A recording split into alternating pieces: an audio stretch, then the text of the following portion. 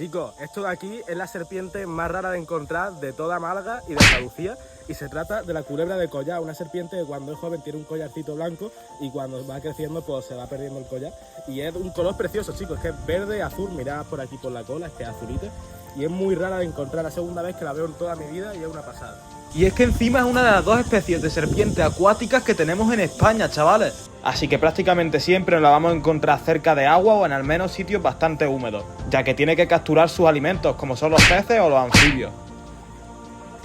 Y aquí le soltamos justo donde la encontramos para ver si hay suerte y puede aumentar su población, por favor, que es una culebra muy escasa y encima es preciosa, chicos. Por favor, hay que cuidar la serpiente.